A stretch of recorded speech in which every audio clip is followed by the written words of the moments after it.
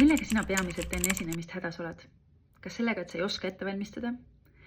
Sellega, et sa ei tea, milliste lugudega seda esinemist ilmestada? See, et sa ei püsi ajaraamis? See, et sul ei jää see meelde? Need on kõik tuttavad ka mulle. Mul oli suurepärane võimalus selle aasta märtsis sõita Inglismaale ja astuda üles Cambridge ülikooli laval kõnega What Others Think, ehk siis takistus, mis meid kõiki mõjutab ja on mind ka väga tugevalt mõjutanud. See oli üks oluline sõnum, mida ma tahtsin edasi anda. Aga kõik need takistused olid minu teel ka siis.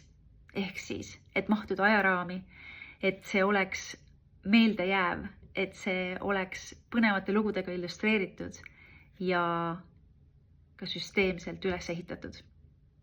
Mul oli väga keeruline mahutada kogu infot 10 minuti sisse, aga kui sul on laval ainult 10 minutit, siis sa pead lihtsalt selle aja sisse mahtuma.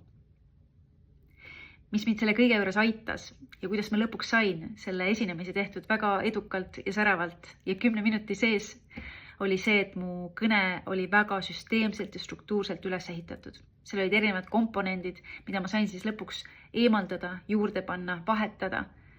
Nii et ma jääksin ikkagi oma ajaraami, aga ma ütleksin selle kõige olulisema edasi ja illustreeriksin seda väga heade isiklike näidetega samamoodi.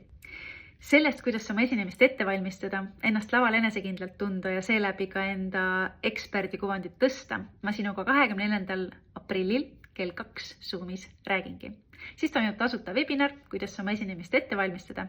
See kestab tund aega, on ka järelvaadata, aga vajalik on eelregistreerimine. Tule õppima need uued nipid ja trikid ja tunne ennast edaspidi laval väga hästi. Näeme webinaril!